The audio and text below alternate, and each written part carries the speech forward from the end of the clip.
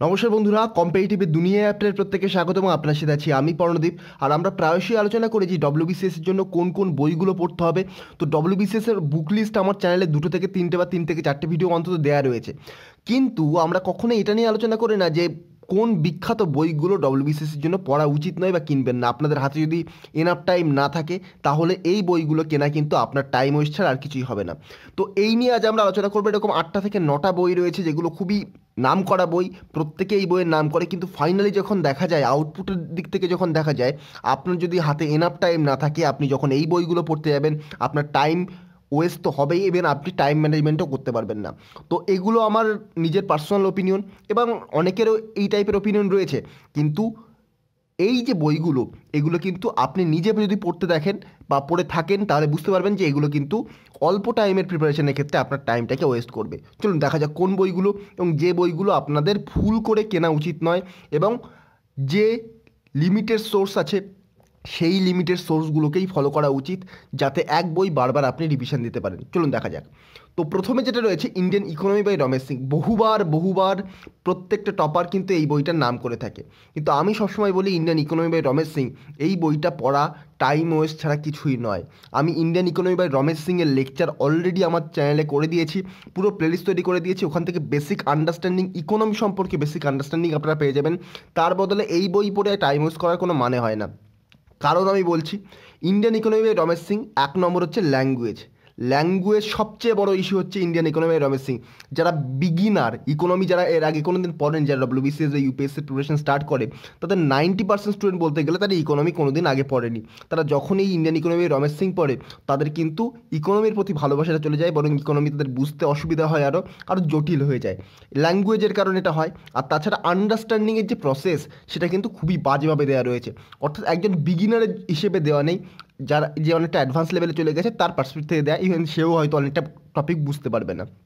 তো এই হচ্ছে problem Indian economy by Ramesh Singh. তবে আপনারা যদি রমেশ সিংয়ের যে বেসিক আন্ডারস্ট্যান্ডিংগুলো, প্রত্যেকটা টার্মের অ্যানালিসিস, সেগুলো যদি আপনারা দেখতে চান, Indian economy by Ramesh Singh আমার চ্যানেলের প্লেলিস্টে চলে যাবেন। ওখানে অ্যারাউন্ড 45টার কাছাকাছি ভিডিও রয়েছে। ওগুলো দেখলে আপনার অন্তত ডব্লিউবিসিএসের জন্য আর কোনো ইকোনমির জন্য অন্তত এখানে ওখানে ঘুরতে হবে না। তো আরও 2 থেকে 4টে ভিডিও আপনার দেওয়ার রয়েছে, এক্সামের আগে আমি দিয়ে দেবো। Next, history by Krishna Reddy. প্রচুর নাম করা বই এটা, ইন্ডিয়ান মডার্ন হিস্ট্রির এই যে কৃষ্ণ রেড্ডির এই যে বইটা, খুবই নাম করা। তো এই বইটা কিন্তু কেনার দরকার হয় না। প্রচুর টাফ বই, প্রচুর টাফ বই। অনেক সময় এটা বলা হয় যে এখান থেকে এমসিকিউ ডিরেক্টলি চলে আসে এক্সামে। হ্যাঁ, কিছু কিছু ক্ষেত্রে চলে আসে, কিন্তু তার জন্য কিন্তু সমগ্র বইটা পড়ার কোনো রকম দরকার হয় না। আপনি চাইলে কোশ্চেন সলভ করতে পারেন, কিন্তু কোশ্চেন সলভ করাটাও কিন্তু বেশ টাফ হয়ে যায় এবং সময় সাপেক্ষ ব্যাপার। কোশ্চেন প্রচুর রয়েছে, আপনার কিন্তু সময় সাপেক্ষ ব্যাপার। তার পরিবর্তে আপনি অন্য বই পড়তে পারেন, ইজি ল্যাঙ্গুয়েজের বই পড়তে পারেন, বা আপনি যে পড়ছেন জীবন মুখার্জি, সেটাকে আর দুবার যদি এক্সট্রা রিভিশন করেন তাহলে কিন্তু আপনার আউটপুটটা আরও একটা বেড়ে যাবে। তো হিস্ট্রি বাই কৃষ্ণ রেড্ডি কিন্তু আপনার পড়ার প্রয়োজন হয় না। নেক্সট, জিওগ্রাফি বাই মাজিদ হোসেন।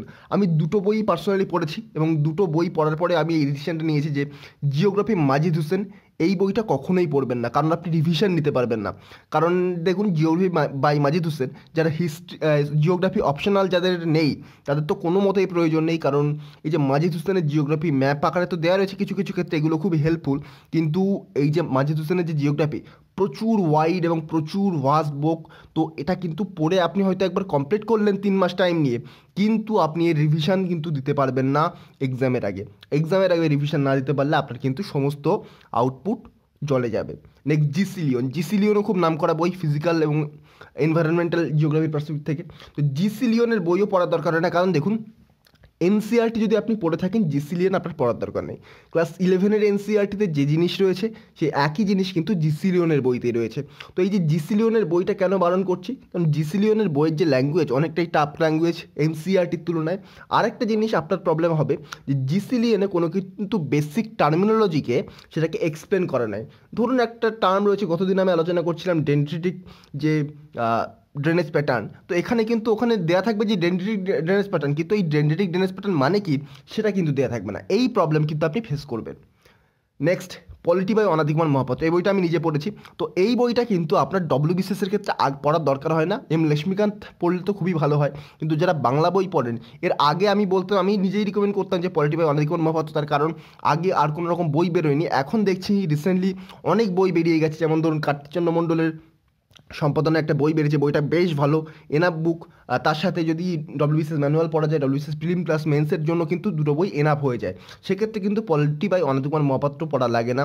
এখানে প্রচুর প্রচুর এক্সট্রা জিনিস দেওয়া রয়েছে, যেগুলো কিন্তু ইউপিএসসির ক্ষেত্রে কিছু কিছু কাজে লাগবে, কিন্তু ডব্লিউবিসিএস ক্ষেত্রে কিন্তু কাজে লাগবে না, এবং আপনি বোর ফিল করবেন। ইভেন পলিটি আপনার কিন্তু পছন্দের সাবজেক্ট থেকে একেবারে অপছন্দের সাবজেক্টে পরিণত হয়ে যাবে যদি আপনি বইটা কমপ্লিট করার চেষ্টা করেন। যারা গ্র্যাজুয়েশনে এগুলো পড়েছেন তাদের ক্ষেত্রে তো অসুবিধা হবে না, কিন্তু যারা বেসিক থেকে শুরু করছেন, যারা বিগিনার, তাদের ক্ষেত্রে কিন্তু এগুলো প্রবলেম তৈরি করবে। Next, English vocabulary. ইংলিশ ভোকাবুলারির মধ্যে আমি ইংলিশের যে স্ট্র্যাটেজি ভিডিও দিয়ে দিয়েছি 2 থেকে 3 দিন আগে, ওই ভিডিওটা দেখে নেবেন। ইংলিশ ভোকাবুলারি কেন আমি পড়তে বারণ করছি আপনাদের ক্লিয়ার হয়ে যাবে। ইংলিশ ভোকাবুলারি কখনোই পড়া উচিত না, স্পেশালি আপনাদের সিনোনিম অ্যান্টোনিমের জন্য। আর ইংলিশ ভোকাবুলারি আপনি ভাবছেন যে আমি 1000 ইংলিশের ওয়ার্ড মুখস্থ করবো, এগুলো কিন্তু পসিবল হয় না, আপনি মনে রাখতে পারবেন না,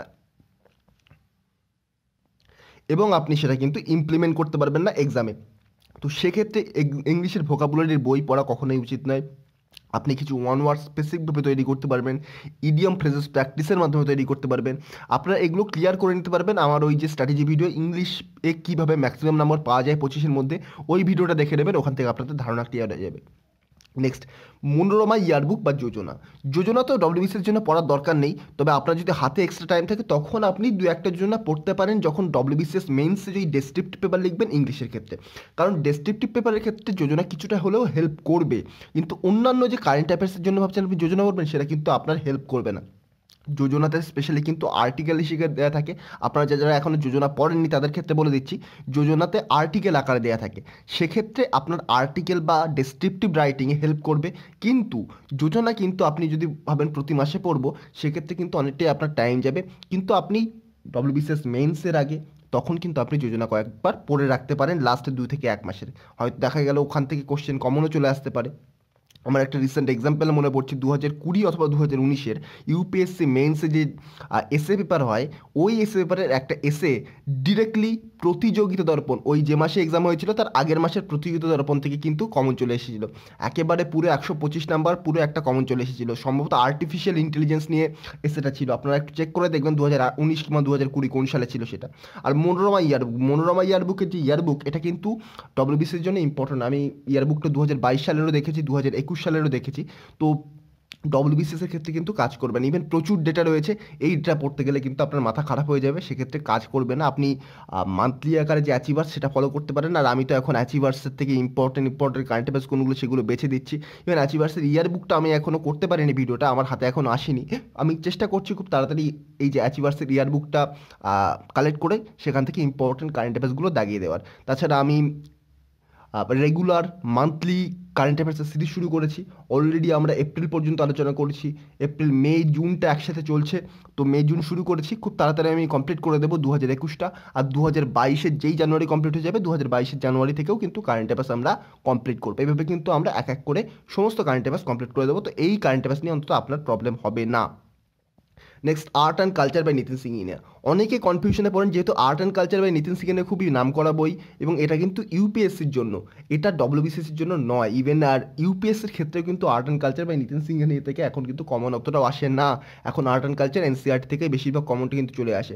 তো এই art and culture by Nitin Singhania এই বইটা পড়ার কোনো প্রয়োজন নেই, কারণ আমাদের যে ডব্লিউবিসিএসের সিলেবাস সেখানে কিন্তু আর্ট অ্যান্ড কালচার স্পেসিফিকভাবে নেই। তো অ্যানসিয়েন্ট এবং মেডিভেলের পার্সপেক্টিভ থেকে কিন্তু কোশ্চেন আসতে পারে, কিন্তু আর্ট অ্যান্ড কালচারের পার্সপেক্টিভ থেকে কিন্তু কোশ্চেন আসবে না, এটা মাথায় গেঁথে নিন, এই বইটা পড়ার কোনো দরকার নেই। তো এগুলো হচ্ছে খুব নাম করা বই, খুব চলে বাজারে, মার্কেটে খুব চলে, তো অনেক স্টুডেন্টরা কিনে ফেলে, বুঝতে পারে না যে কী করবে, কি কিনবো না, এই করতে করতে তারা কিন্তু কনফিউশনে পড়ে কিনে ফেলে, এবং তারা যখন পড়তে চেষ্টা করে তাদের টাইমও ওয়েস্ট হয়, এবং তারা কিন্তু বুঝতেও পারে না, ফাইনালে বইটা তাকে সে কিন্তু পাশে সরিয়ে রাখে, এই প্রবলেমগুলো কিন্তু তারা ফেস করে। তো এই প্রবলেমগুলো যাতে আপনারা ফেস না করেন, এগুলোর জন্য বানিয়ে দিলাম এই বিখ্যাত বইগুলো, যেগুলো আপনারা কিনবেন না।